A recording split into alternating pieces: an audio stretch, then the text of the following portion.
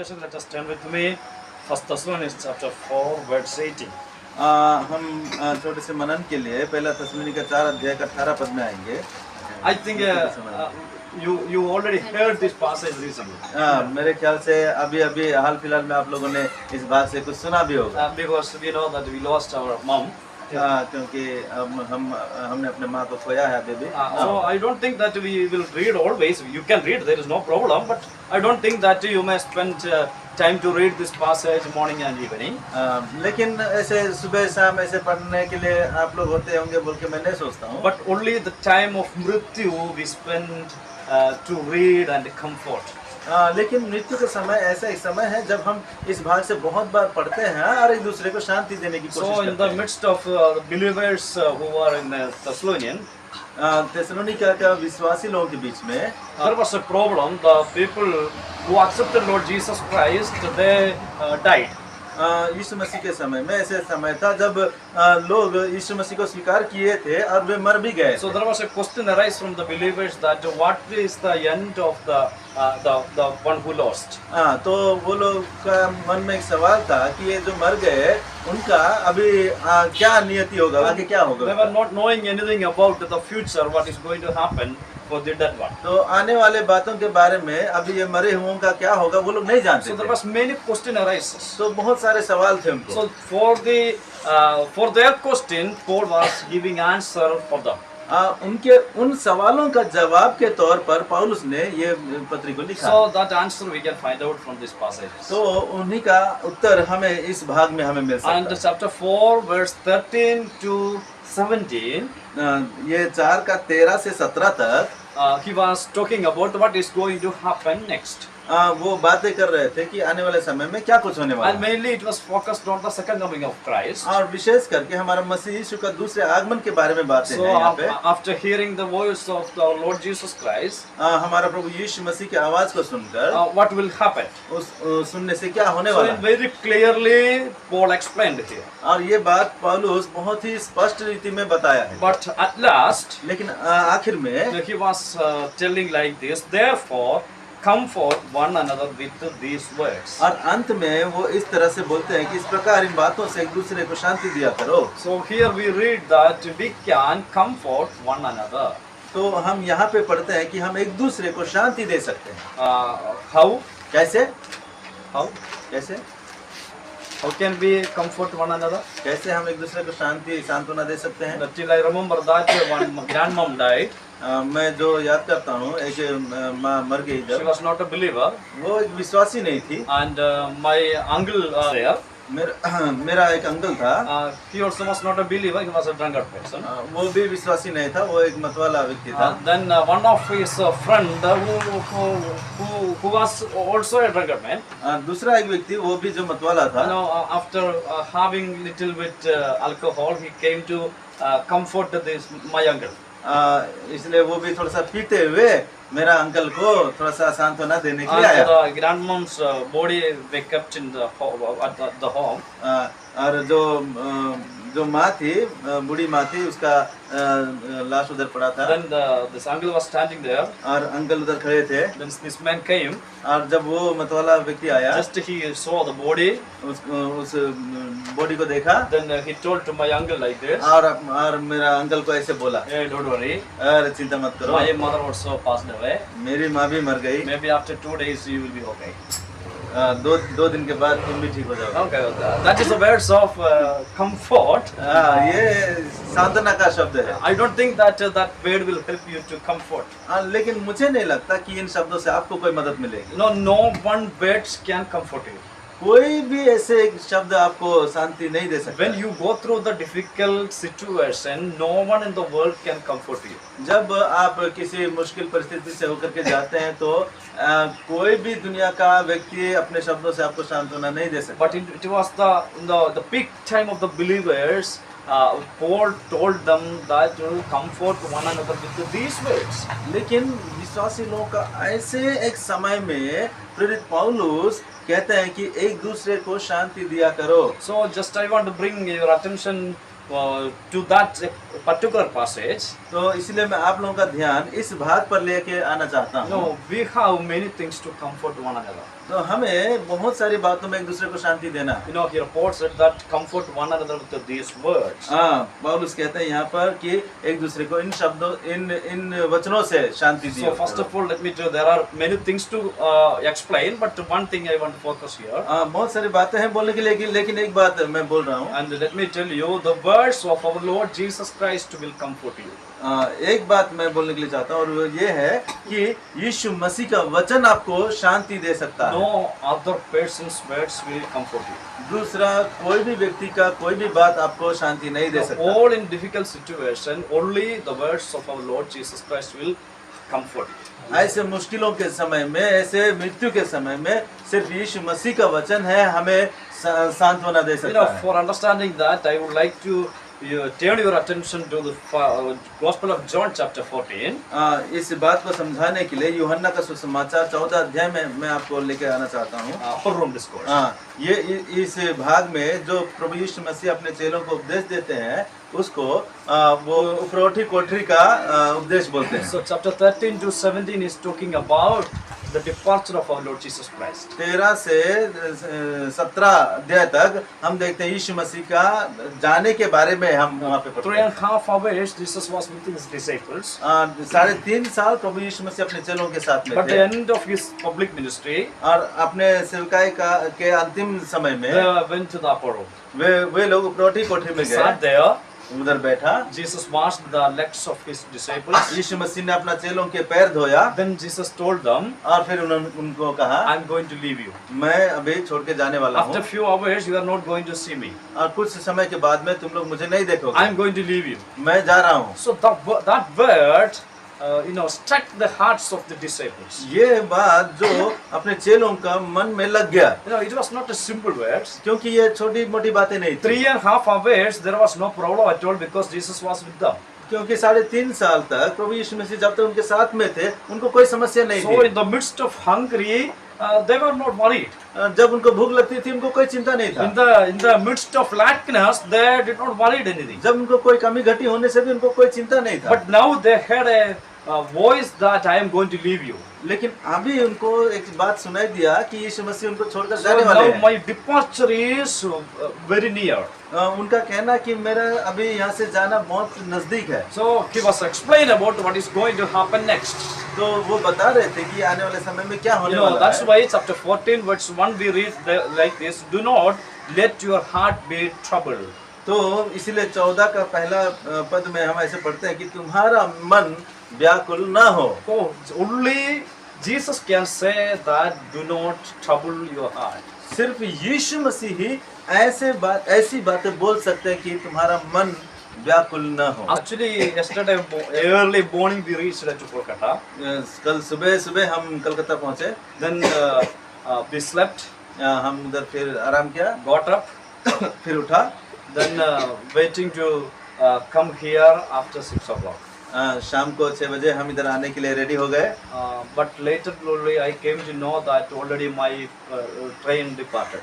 लेकिन बाद में मुझे पता चला कि हमारा ट्रेन तो जा चुकी है। So that simple things made me to trouble my heart. तो ये देखिए छोटी सी बात है, लेकिन उससे मेरा मन में घबराहट आ गया। That simple thing, छोटी सी बात, but that troubled our heart because all program changed. क्योंकि सारा कार्यक्रम उसी पर निर्भर था, वो उसको बदलना है। In the world, wherever we go, there is a chance to trouble our heart. तो दुनिया में हम कहीं पर भी जाने से हमारा मन घबराने के लिए सब मौका है। So yesterday I got a call from my uncle. कल मुझे मेरा अंकल ने कॉल किया। Then he was talking about the situation which is going on there. वहाँ जो हो रही है उस सब के बारे में बताया। After hearing that one, I understood that also made my heart to trouble. ये सब सुनने के बाद मेरा मन वैसे फिर घबराहट से भर गया। Sometimes somebody's call will make you to trouble your heart. कभी-कभी किसी का कॉल आने से हमें घबराहट हो जाएगा। Sometimes from the school, the teachers will make you call that also will make your trouble hard. और कभी कभी स्कूल से कॉल आएगा, उससे भी आपको घबराहट हो You जाएगी। know, all the situation, there is a possibility to trouble our heart. और ऐसे बहुत सारी बातें हैं जिससे हम घबरा सकते हैं। But no one in the world didn't say that do not worry, do not worry. हाँ, लेकिन दुनिया में ऐसे कोई भी नहीं है जो बोल सकता है कि चिंता का बात नहीं है, घबराहट का बात But only our Lord is telling that do not let your heart be troubled. लेकिन सिर्फ हमारा प्रभु यीशु मसीह से बोल सकते हैं कि तुम्हारा मन व्याकुल, घबराहट नहीं हो। So that's why Paul said, comfort one another with these words. इसीलिए प्रेरित पौलुस कहते हैं कि इन वचनों से एक दूसरे को शांति दिया। So let me tell you, the words of our Lord Jesus Christ will comfort you. तो मैं बताना चाहता हूँ कि यीशु मसीह का वचन सिर्फ हमें सांत्वना दे सकता You है। know, I will give you the example. मैं आपको एक उदाहरण देता हूँ। Yesterday morning I traveled, कल सुबह जब मुझे ऐसे घबराहट हुआ, but yesterday night I was very happy. लेकिन शाम तक मैं बहुत खुश था। You know why? पता है क्यों? I think in the history of railway, I think this did not happen like that. मुझे ऐसे लगता है मेरा व्यक्तिगत जीवन में कि रेलवे का इतिहास में ऐसे हुआ नहीं होगा। Yesterday after 3 o'clock, I have taken the ticket. दोपहर 3 बजे के बाद में मैंने एक टिकट बुक किया, But after 6:30, it was confirmed. और शाम को 6 बजे तक वो कंफर्म भी हो गया। I don't think that it will, it is possible. मुझे नहीं लगता ऐसे हो सकता है क्या? But I am very sure that our Lord's word is there, no? हाँ, लेकिन मुझे इस बात का गारंटी है कि प्रभु का काम है You ये। don't worry. हाँ, तुम चिंता मत You are करो। going for comfort the believers. हाँ, क्योंकि विश्वासी लोगों को शांति देने जा Then why रहे you हैं। are worrying? तो तुम्हें क्यों चिंता? There is no need for worry. हाँ, इसलिए चिंता का कोई बात नहीं। This words is enough. इतना काफी है प्रभु। No, when you go through the difficult situation, जब हम ऐसे मुश्किल परिस्थितियों से जाते हैं, when you go through the physical illness, जब हम अपना शारीरिक बीमारी से जाते हैं, when you go through the financial crisis, जब हम पैसों की कमी से जाते हैं, in the midst of all these difficulties, और our ये- Lord's word is there. Do not worry. और इन सब बातों के बीच में प्रभु का कहना है कि तुम्हारा मन व्याकुल नहीं हो। So let me tell you, dear ones, in this evening time, as you are sitting here, maybe with different kind of pain in your heart. मेरे प्यारे भाई बहनों, जब आप यहाँ पे बैठे हैं, बहुत सारी बातें होंगी आपके मन में, But Jesus said, do not worry. लेकिन प्रभु यीशु मसीह का कहना है हाँ, व्याकुल so- मत हो। Yeah, these words will comfort you. ये वचन है जो आपको शांति दे सके। Two things you have to do. दो बातें हमें करना है। Chapter 14 verse 1 says, 14 का एक पहला वचन बोलता है, believe in God, परमेश्वर पर विश्वास रखो, believe also in me. मुझ पर भी विश्वास रखो। We understand two important matters Jesus explained. तो प्रभु यीशु मसीह यहाँ पे जो दो बातें, खास बातें उन्होंने In बताया, order to avoid to trouble your heart, हमारा मन का व्याकुलता से हम बचने के लिए believe God. परमेश्वर पर विश्वास करना है। Do you believe God? परमेश्वर पर विश्वास रखते हैं? Do you believe there is a God? क्या आप विश्वास रखते हैं परमेश्वर पर? Yes, Lord. Then believe in God. फिर परमेश्वर में विश्वास रखते Do you have faith in the Lord?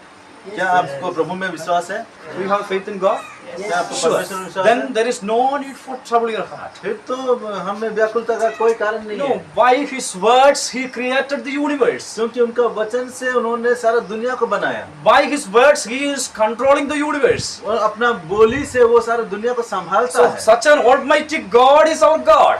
इतना सर्वशक्तिमान परमेश्वर हमारा परमेश्वर है।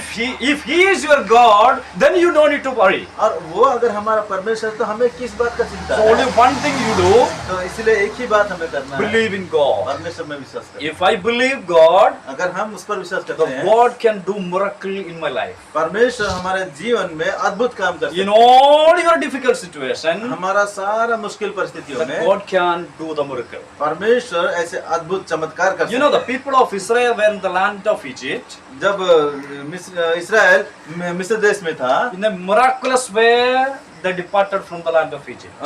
ये मिस्र देश से बहुत ही निकाला, They departed from there, वहां से निकला। but the first problem they face in front of the Dead Sea.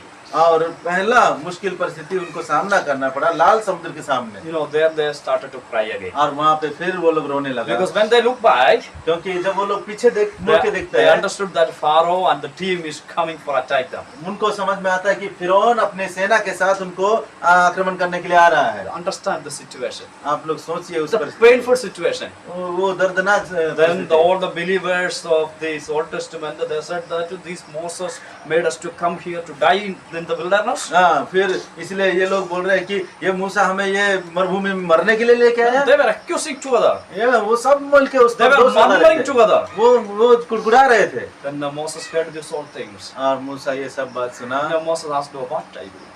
और उन्होंने परमेश्वर को पूछा मैं क्या करूं। Then God asked to Moses, "What is in your hand?" और परमेश्वर उनको बोलता है कि तुम्हारे हाथ में क्या है। Yes, holding one stick. मेरे हाथ में एक छड़ी है। Nothing I can do with this stick. No, what God said? परमेश्वर ने क्या बोला उनको। God said, "Just lift your hand upon the water." और परमेश्वर बोला अपना लाठी लेकर समुद्र के ऊपर अपना हाथ In उठाओ। such a difficult situation, ऐसे मुश्किल परिस्थिति में God did miraculous way. परमेश्वर ने अद्भुत रीति से We can see the miracle what happened there. वहाँ पे जो अद्भुत काम हुआ, चमत्कार हुआ, वो हम देख सकते No, हैं। the sea departed in both sides. हाँ, पर ये समुद्र क्या हो गया, दो टुकड़ा हो गया। No, can you imagine like that? कैसे हम सोच सकते हैं। I used to say like this. हम ऐसे बोलता हूँ मैं। The children, no, they were very happy mind and they walked through this land. हाँ, बच्चे लोग के बारे में सोचे कैसे वो लोग खुशी से ये सूखा भूमि में वो लोग पार हो रहे By थे। they are moving through the sea, in the sea. हाँ, जब वो लोग समुद्र से होकर के जा रहे हैं, No, Moses told, come soon, come soon, come जल्दी आओ बोल के मूसा बोलते हैं। But the children are going after machli. हाँ, क्योंकि समुद्र का साइड यहाँ पे मछली है, तो उसको देखने के लिए बच्चे No, लोग in both sides the bada machlis are there. हाँ, क्योंकि दोनों साइड में बड़े बड़े मछलियाँ होंगे। Can you imagine that? क्या आप सोच सकते हैं इसे? In such a marvelous way, God moved the people from the land of Egypt to the opposite side of the sea. हाँ, परमेश्वर ने उनको अद्भुत रीति से मिस्र देश से निकाल कर अभी समुद्र का पार कर रहा है। Think about God can do the miracle. तो सोचिए परमेश्वर ये अद्भुत काम कर सकते हैं। So that's why Jesus said, believe in God. इसीलिए प्रभु यीशु मसीह बोलते हैं कि परमेश्वर पर विश्वास रखो। So you have to keep your faith upon Lord. इसीलिए हमें प्रभु पर विश्वास करना है। If you have faith in God, अगर हम परमेश्वर पर विश्वास करते you हैं, no need to worry. हमें कोई बात का चिंता नहीं। No need to worry at all. हमें कोई बात का चिंता नहीं In है। all your difficult situation, God can do the miracle. हमारे सारे मुश्किल परिस्थितियों में परमेश्वर चमत्कार कर सकते हैं। At the same time, और उसी समय the में next word Jesus said, दूसरा बात प्रभु ने बताया, believe in God, परमेश्वर पर विश्वास रखो believe also in me. और मुझ पर भी विश्वास रखो। You know what's the meaning of believe also in me? क्या आप जानते हैं इसका मतलब क्या है? No. Actually, the common statement, believe in God. हाँ, साधारण जो शब्द वाक्य है परमेश्वर पर विश्वास We रखो। all know that, we have the faith in God. हम सब जानते हैं कि हमें परमेश्वर पर विश्वास है। I think that is the common concept that all the worldly people also have the faith in God. और हमारा एक ऐसे समझ है कि इस दुनिया में तो सब लोग विश्वासी सब लोग परमेश्वर में विश्वास करते हैं। No, except atheists, all have faith in God. हाँ, नास्तिक लोगों को छोड़कर बाकी सब लोग तो We परमेश्वर पर also विश्वास have करते हैं। faith in God. हमें भी परमेश्वर में But विश्वास Jesus है। specifically telling that, and also believe in me. और यीशु मसीह यहाँ विशेष तौर पर बोल रहे हैं कि मुझ पर भी विश्वास रखो। So there is a reason for that. यहाँ पे कारण है You have to believe in me. तुम्हें मुझ पर विश्वास करना। That is little more close to you. और ये बहुत ही घनिष्ठता का बात। You have faith in God, परमेश्वर में विश्वास है, but you have faith in the Lord Jesus Christ is not a simple matter. और यीशु मसीह में अभी विश्वास करना है, ये एक छोटी बात नहीं है। We know that Jesus is the way to reach the Father.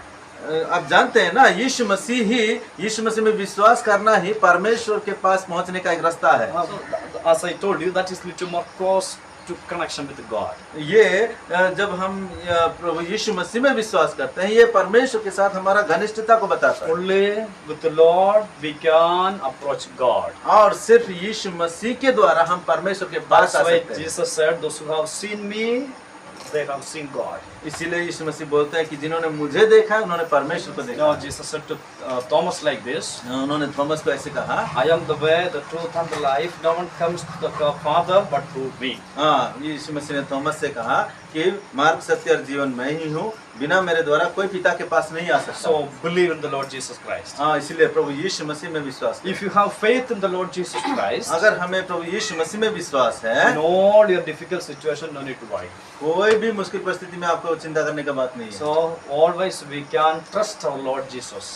इसीलिए हम सब समय में यीशु मसीह में विश्वास कर सकते In हैं। all your difficult situations. हमारे सब मुश्किल परिस्थितियों As I में, told you, maybe a sickness or financial crisis or physical problems, whatever it may. हाँ, ऐसे कुछ भी, चाहे बीमारी हो, चाहे कोई भी घटी हो, कमी हो, समस्या हो, कुछ भी, सब परिस्थिति में Trust the Lord Jesus Christ. प्रभु यीशु मसीह में भरोसा करना, So believe. तो विश्वास करना।